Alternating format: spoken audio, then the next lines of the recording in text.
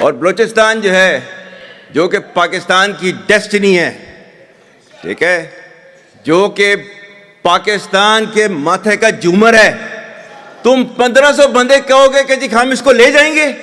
پتہ تو ساری دنیا کو اب چل چکا ہے کہ پاکستان کی فوج نے امریکہ کے ساتھ اور نیٹو کے ساتھ ڈبل گیم کھیلی۔ دیکھیں نا، نیٹو کے کنٹینر جب آتے تھے تو بیچ میں سے کنٹینر چوری بھی تو ہو جاتے تھے نا، آپ کو یاد ہو تو وہ کہاں جاتے تھے کنٹینر؟ پاکستان کی کہانی اپنے بچوں کو جو ہے آپ نے ضرور سنانی ہے تاکہ وہ پاکستان کی کہانی نہ بھولیں۔ Well, our forefathers they thought that we are different from the Hindus in every possible aspect of life. 2008 میں ایک واقعہ ہوا ممبئی کے اندر 26/11 اور یہ ہو گیا 2025 تحور رانا کو بھی وہ لے آئے ہیں، وہ اس ایک واقعے کو زندہ نہیں ہونے دے رہے۔ ایک مہینے میں 4.1 بلین ڈالر کے ریمیٹنسز بھیجے ہم نے، لیکن میرا پہلا مطالبہ تو یہ ہے کہ جب ہم پاکستان پیسے ڈالر میں بھیجتے ہیں تو آگے بھی ان کو ڈالر میں ملنے چاہیے۔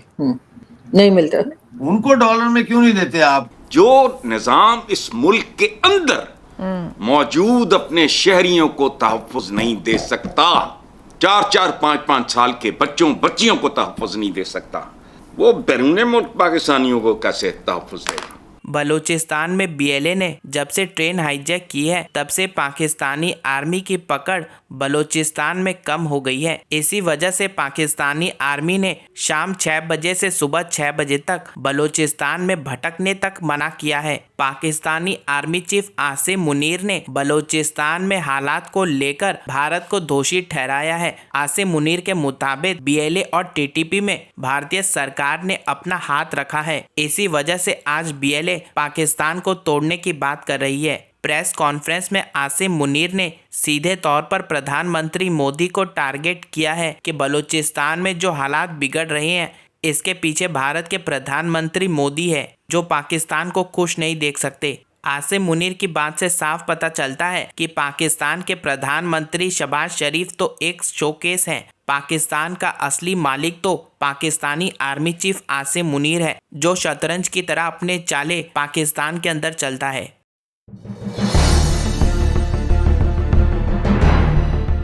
اور بلوچستان جو ہے جو کہ پاکستان کی ڈیسٹنی ہے، ٹھیک ہے، جو کہ پاکستان کے ماتھے کا جومر ہے، تم 1500 بندے کہو گے کہ جی ہم اس کو لے جائیں گے؟ تمہاری اگلی 10 نسلیں بھی نہیں لے کے جا سکتی۔ Inshallah you will see that we will beat the hell of these terrorists very soon. Balochistan, you think this 1500 people belonging to BLA and BLF and BRA etc. can take away Balochistan from us? We have those brave fathers that who proudly shoulder the funeral of their sons and take them to the graves. Pakistan will not fall. And for as long as we have those brave mothers that who proudly sacrifice their sons for the sake of the country, Pakistan will not fall.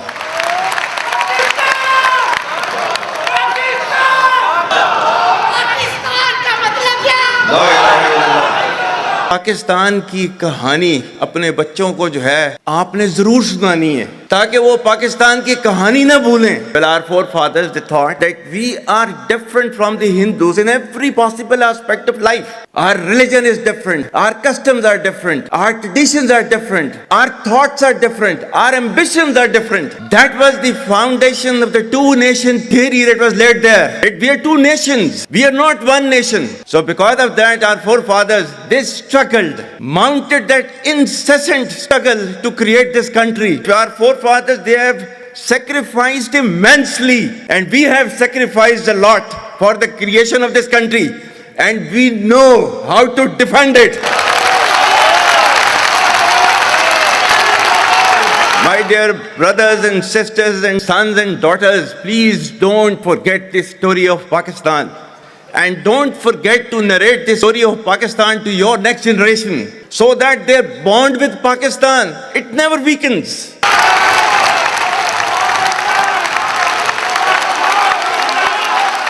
آج تک انسانیت کی تاریخ میں صرف 2 ریاستیں ہیں جو کلمے کی بنیاد پر بنی ہیں۔ پہلی جو تھی اس کا نام ہے ریاست طیبہ، کہ طیبہ جو ہے وہ نبی کریم صلی اللہ علیہ وسلم نے اس کو نام دیا تھا، اور جبکہ قرآن میں اس کا نام ہے یسرب، یا اہل یسرب لا مقام لکم فرجعوا، یہ قرآن میں نام ہے اس کا، جو آج جس کو مدینہ المنورہ کہا جاتا ہے۔ اور دوسری ریاست جو ہے وہ اس کے 1300 سال کے بعد اللہ تعالیٰ نے یہ آپ کی بنائی ہے کلمے کی بنیاد کے اوپر۔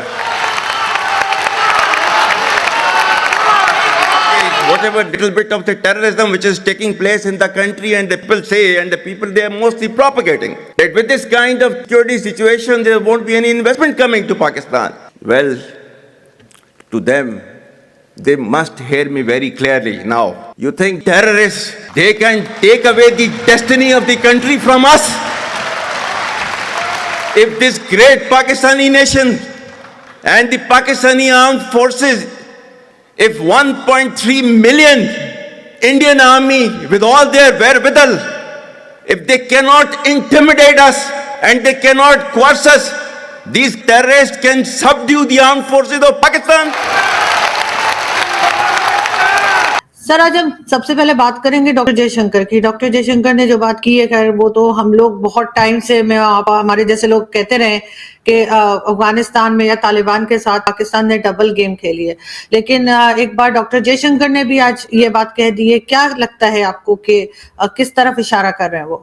دیکھیں، وہ سمجھا رہے ہیں امریکنز کو اصل میں، کیونکہ امریکنز پاکستان آئے ہیں اور امریکنز کا ایک بیان بھی آیا ہے پاکستان کے حق میں، تو وہ اشارتاً ان کو کہہ رہے ہیں کہ ہوشیار باش، یہ پاکستان کی جو ملٹری ہے، پاکستان کی جو سرکار ہے، ڈیپ سٹیٹ ہے، اس نے ڈبل گیم کی ہے، پہلے بھی کی ہے، اور ایکچولی تو ہمیشہ ہی کی ہے، لیکن چلو طالبان کے حوالے سے انہوں نے بات کی، انہوں نے کہا جی انہوں نے ادھر سے طالبان کو بھی کیا اور ادھر سے آپ کو بھی کیا، ادھر سے ڈالر بھی لیے، ان کو مارا بھی، اور یہ سارا۔ تو وہ میں اس کو اس کانٹیکسٹ میں دیکھتا ہوں۔ پتہ تو ساری دنیا کو اب چل چکا ہے کہ پاکستان کی فوج نے امریکہ کے ساتھ اور نیٹو کے ساتھ ڈبل گیم کھیلی۔ دیکھیں نا، نیٹو کے کنٹینر جب آتے تھے تو بیچ میں سے کنٹینر چوری بھی تو ہو جاتے تھے نا، آپ کو یاد ہوگا۔ تو وہ کہاں جاتے تھے کنٹینرز؟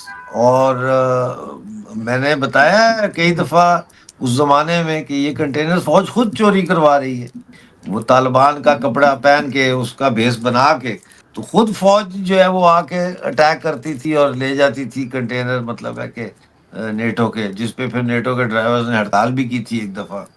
لیکن ڈاکٹر صاحب امریکہ اتنا سیدھا ہے کہ اس کو اتنے سالوں پتہ نہیں لگا، اور اب لوگ بولیں گے تب پتہ چلے گا، تو وہ خود ہی کرنے دے رہے تھے نا۔ جی پتا تھا، ان کو پتا تھا، لیکن ان کے پاس چوائس نہیں تھی، ان کے پاس چوائس نہیں تھی۔ آپ کو میں بتاؤں کہ جب ہلمند میں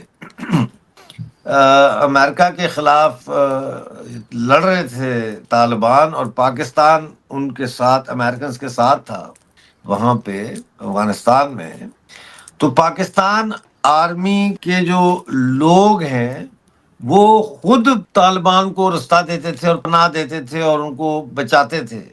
اس کے اوپر 90,000 صفحات پر مشتمل جو ہے وہ رپورٹ ہے، 90,000 پیجز ہیں اس کے، جو پینٹاگون میں پڑی ہے، جو وہاں پہ لوگوں نے، جو آرمی کے ملٹری کے لوگ تھے، انہوں نے وہ رپورٹس لکھی ہیں کہ Pakistan army is collaborating with the Taliban.